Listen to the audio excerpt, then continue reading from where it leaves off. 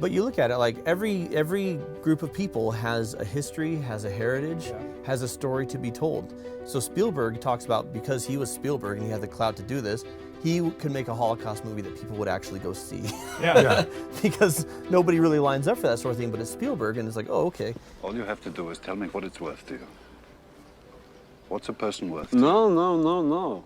What's one worth to you? But every group, I mean, you have LGBT cinema now, you have, I mean, Hindu cinema, you have every single group, African American cinema, every single group has a history, has a heritage. Yeah, they have a story told. That's right. The list is an absolute good. The list is life.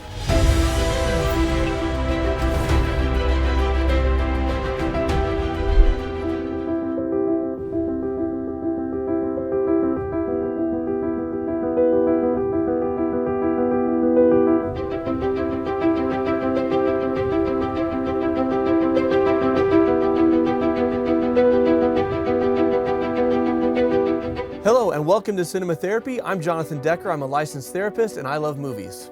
And I'm Alan Seawright. I'm a filmmaker and I need therapy. With us today is other filmmaker, an equally luxurious locksmith, hair guy. Locksman, Kels Goodman. Well, thank you. Yeah, I feel good about that. Tell us about yourself, Kels. When I was 10, I saw Star Wars for the first time when it came out, and so my life changed, obviously, that I had to get into the movie business. I went up to study film. Then I worked on a lot of films that were produced in Utah, like Touched by an Angel, and Dumb and Dumber. And that works good.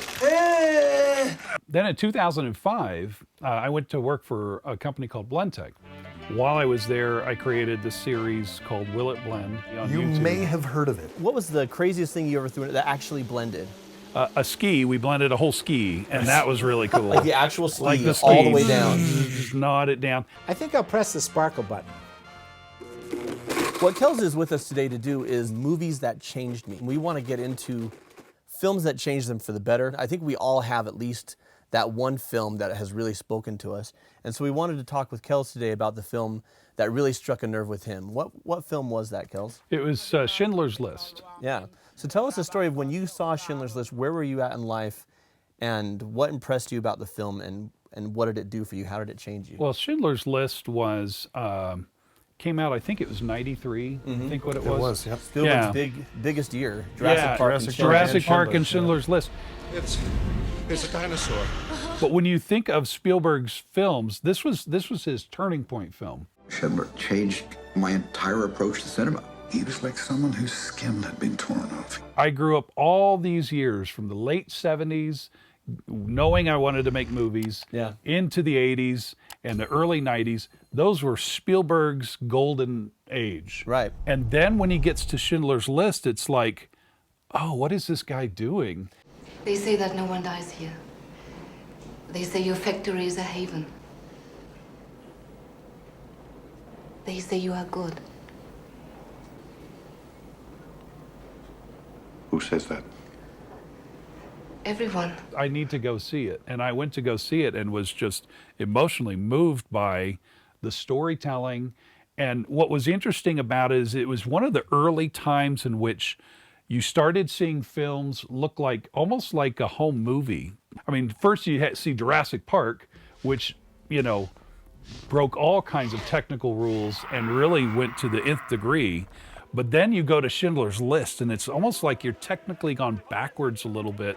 But then it was almost like he made it in the 40s. You know, exactly. he took a bunch of technology back to that level to lend it that authenticity. Watching the action going on, and you're going, oh my gosh. No, the black and white thing, it not only is it black and white, but it's like handheld. It's like really old school. What's the... Yeah, the choice to make it black and white and handheld and, you know, in a semi-unrehersed fashion, just very documentary feel. You're down in the weeds kind of with the people as they're being herded to and fro. You know, there are the shots of Oskar Schindler seeing the clearing of the ghetto, but there's also the stuff inside where you feel like you're part of it. Women to the left, men to the right.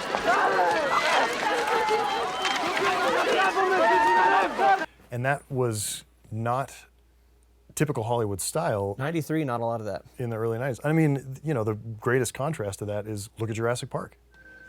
Spielberg's other movie from that same year, very slick, everything's on a dolly. You know, everything's very precisely choreographed. The camera shots are beautiful with incredible composition. And the compositions in Schindler's List, you know, Janusz Kaminski, the director of photography, can't help himself. Some of them are beautifully composed, but a lot of it's kind of ugly. It's just sort of like, this is what's happening, grab it.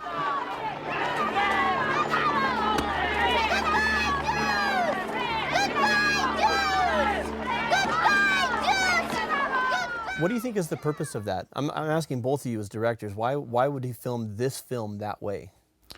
I would think it would be because that's what Spielberg saw when he saw the old newsreels and he saw, you know, I think it's also the goal of living like you're there, you know, like it's like you've turned off the camera, you've turned off the lights. What's real life like? And that's what it was. It was more to give a real life feel. Yeah.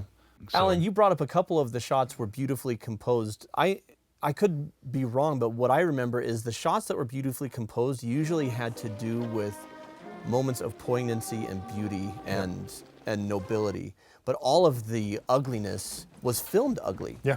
You know, and Spielberg, I remember him talking about he didn't want to shoot in color because he didn't want to accidentally beautify, right? He wanted it just to be ugly because that's what it was. That's awesome. Well, and it also, I mean, just in the ways that he directed the actors, you know, like people when they get shot in movies tend to flail around a lot. Like stunties in particular, if you're like getting shot by Arnold Schwarzenegger, you're gonna get shot and fall and do a big thing and stuff. And that's not how people react. And Spielberg wanted to show just the gritty realism of when you get shot, you just slump over. Yeah. It's not pretty. There's nothing theatrical about it. It's just a heinous act with nothing good at the end of it. There is no cool violence in this movie. There's nothing cool or like exciting, and it's Spielberg's notorious, I mean, for storyboarding, right? Like every movie he does got storyboards galore. For Schindler's List, he says we're doing a handheld, and he didn't storyboard. He would set up the scene and have everything played out, but it was handheld because he wanted it to feel like someone was there getting newsreel footage. You know, just from personal experience, I don't know about you, it is one of the best made films I've ever seen, and I've only watched it twice. I watched it once right when it came out. My parents, we had a debate about it actually. I was only 12 when it came out. And they were really, you know, we went back and forth on whether or not I should see it. And I, you know, of course, as a kid who loved movies, and I had just discovered who Spielberg was because Jurassic Park came out, and that really was like a big movie for me. But, you know, there was this thing, and it was powerful and important, and I had the opportunity. I'd already actually, at that point, been to Dachau and Auschwitz-Birkenau. Both. I had traveled to both of those places. So I'd been to these places and I'd seen it, but not, you know, reenacted. You go there and you feel an incredible, there's a feeling there, a spirit, you know, whatever it is you want to call it, of just mourning and sadness that, you know, people did this to each other in these places. And I got the same feeling watching the film, but it's so hard to watch. I watched it then, and I watched it again, I don't know, 3 or 4 years ago, maybe. And I will watch that movie one more time with my kids when they're old enough, and that's it. It's too hard. Yeah, I could not just like, hey, let's all get some popcorn, and it's just not that kind of film. I watched it for the first time yesterday because I knew we were doing this, and so I'm still pretty raw. I could have got more. Oscar, there are 1,100 people who are alive because of you. Look at them. But there's beauty in it. Like the power in it, I think, lies in its ability to juxtapose horror with inspiration. And that's what I think really speaks to me, because our world sometimes really sucks. And by sometimes I mean all the time. At any given point in the world, there's something horrific going awful on. Yeah. And we can either do what Schindler was doing at the beginning, which is, it's not my problem. I'm going to make my money. I'm going to build my dream life. I'm going to do my thing. And I think that's what a lot of us get sucked into. And I relate to Schindler. Like, we just don't want to do this. Yeah. You know, we don't want to deal with it. And when, you know, you see the videos pop up on your newsfeed of like starving kids in Africa, and you're like, scroll. I just can't. Too much. And that's what we say. It's like, I just can't. I just can't deal with that today. And what Schindler's List makes you do, what Spielberg does with Schindler's List, is no, you sit and you watch. And what it does, just watching it changes, at least for me, it changed me in a way that the actual events changed Schindler, smaller scale. But I finished the movie, I'm like, I need to be more active in helping people. I mean, I'm a therapist, yeah, but like people who are actually in horrific situations. And I think that's a powerful legacy of this film, is we don't have the moral option, right? If we want to retain our integrity, we can't sit it out. Yeah, there are 50 million refugees around the world. And man, I scroll right past them. Anytime they pop up in my feed, I'm like, oh, can't. Yeah. And yeah, Schindler's List tells you, nope. Yeah, and that's what great films do, is you're meant to identify with a protagonist and then vicariously experience their growth and their experience, and that's why they register with us. People die. It's a fact of life. He wants to kill everybody. Great. What am I supposed to do about it? Bring everybody over? Is that what you think? Send them over to Schindler. Send them all. His place is a haven, didn't you know? Following Schindler's path, he starts off like us. We're turning a blind eye, and by the end, you just can't anymore. Perlman.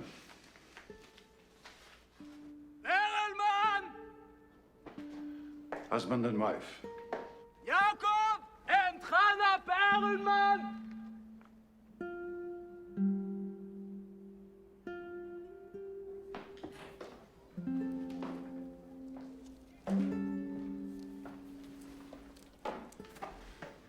Have Goldberg bring them over.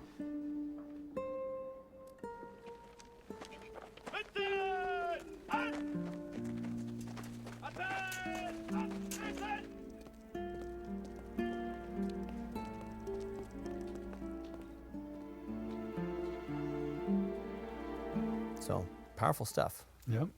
Even the Nazis, I mean, Oskar Schindler was a Nazi, right? And he starts the film as a womanizing socialite who's a manipulator, and he's just looking to make a buck. Oh, he's a heartless, he wants, hey, give me the slave labor. Yeah, exactly. Yeah. And he has no interest in the Jewish people out of compassion. He has interest in them as they're the cheapest. They're cheaper than Poles. What was that about the SS? The rate? The what? The Jewish worker's salary. You pay it directly to the SS, not to the worker. He gets nothing. But it's less. It's less than what they would pay a Pope. It's less. That's the point I'm trying to make. Poles cost more. Why should I hire Poles? And so he goes into it. And what I think is really fascinating, Spielberg talked about Oskar Schindler's journey in real life, that he was never a saint. His entire life, he was rough around the edges, but what he possessed was compassion. And that he couldn't witness something and not be changed by it. And by something, I mean the suffering of these people. And that the change throughout the film is organic. In other words, it's not like he has this one defining moment. Obviously, when he sees the clearing of the ghetto, that's a big moment for him. But even after that, he doesn't stop being this opportunistic manipulator. Yeah. But what he does start to do is have more and more heart and more empathy. They're skilled munitions workers. They're essential. Essential, girls. Their fingers polish the insides of shell metal casings. How else am I to polish the inside of a 45mm shell casing? You tell me. You tell me. Back on the train! Back on the train! And I love, as you watch the film go on, how he starts to treat Ben Kingsley's character as more and more of an equal. You're not buying them. But it's all subtle, it's all by degrees, and I think that's... You're buying them, you're paying it for each of these names. If you were still working for me, I'd expect you to talk me out of it. It's costing me a fortune. I look at that therapeutically, that's how people change in real life. Finish the page and leave one space at the bottom. Either through therapy or self-help books or whatever we're looking at, we want this quick change, and that's just not how we're wired. Mm-hmm. These habits are ingrained in us for years and decades, and they take time to work through. But I think one of the biggest instigators of change is interacting with people who are different than you and seeing that common humanity. And actually feeling like, oh, this person that I hated is still just a person. Our son. You know? That's my little, I don't know, what do y'all think of that, of Schindler or anything else, the arcs of the Nazis? I mean, there, you have Ralph Fiennes is vile. Oh yeah, oh yeah. But still like a broken character, like still a character, Sure. not just a...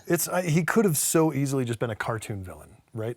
Because I mean, that's, in his actions, you look at, you know, because he's a historical character, right? Yeah. He's based on a real human. Actually sat up and shot people from his balcony, yeah. Amanget would often, in the morning, go to his balcony with his high-powered hunting rifle, and smoking, he would look around to see who wasn't working hard enough.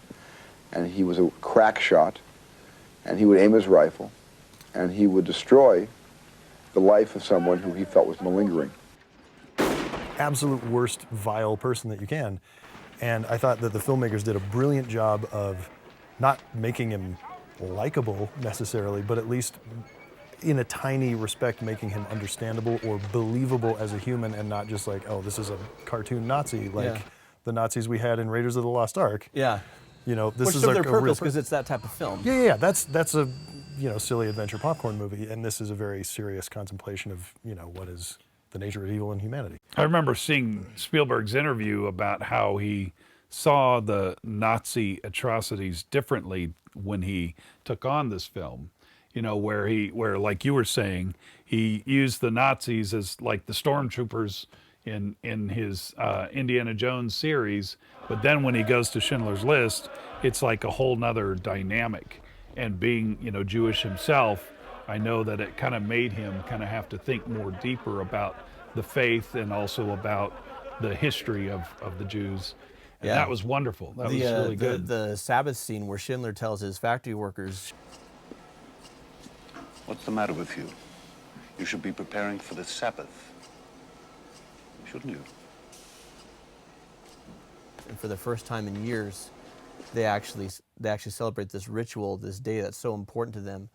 I think it's beautiful, and if you watch that scene, you have color at the beginning when they light the candles, and then they go into the past and it's all black and white. There's the girl in the red coat, but other than that, it's all black and white. And then when they get to the Sabbath, and you get to their ceremony and you have them lighting candles, the candles have color again. Okay. And he talks about this represents hope returning to the people. That is something that Schindler is offering them, giving them, you know, the freedom to have that.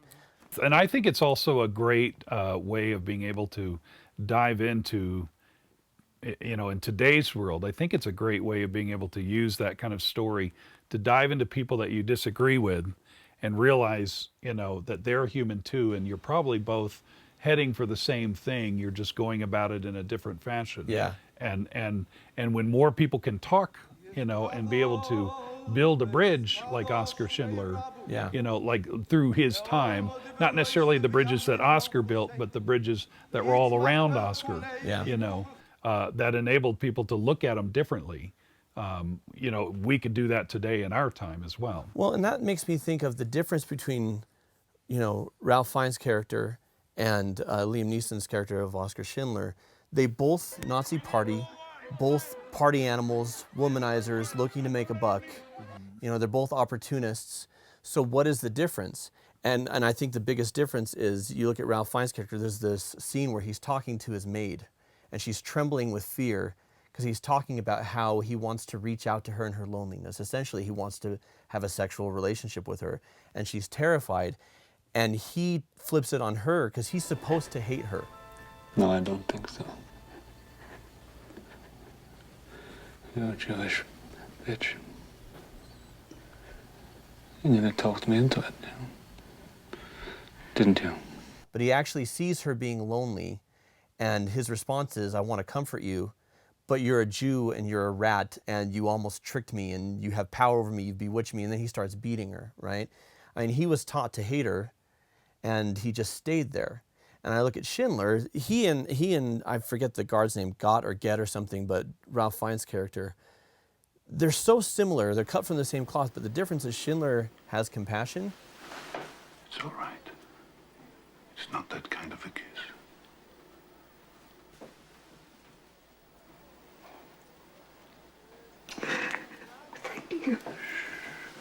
And Schindler has accountability. That Schindler is willing to look at himself and say, where do I need to make changes? This is gold. Two more people. You would have given me two for it. At least one. You would have given me one. One more. One more person. A person stand for this. I could have got one more person, and I didn't. I didn't. I think today, politically or religiously, or we're taught to fear the other, you know, the other group, the other faith, the other whatever, and then we put them in these boxes, and then we get into our tribal mentality. And the way atrocities like the Holocaust happen is because we dehumanize people, and then we don't have to feel guilty about hurting them or taking away their rights or doing anything like that. And so Schindler is, that's why he's a beacon to us, I think, is not that he was perfect. In fact, the fact that he wasn't perfect makes him relatable. I threw away so much money. You have no idea. If I just... There will be generations because of what you did. I didn't do enough. You did so much. It sticks with you for a long, long time. Yeah. We want to thank Kels Goodman for joining us today. Well, thank It's been you. a good conversation. Yeah, it's awesome. I love it. And so this is actually his theater room that we're geeking out in for this series Welcome. of videos. So it's beautiful. We appreciate him having us here. You can also find down there a Amazon link if you want to rent or buy the movie that we talked about today, Schindler's List.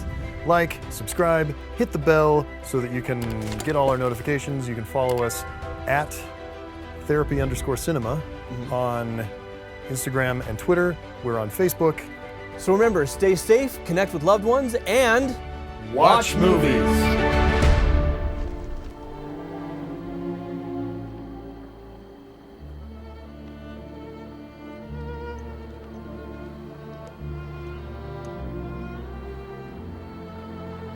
It's Hebrew from the Talmud. It says, whoever saves one life saves the world entire.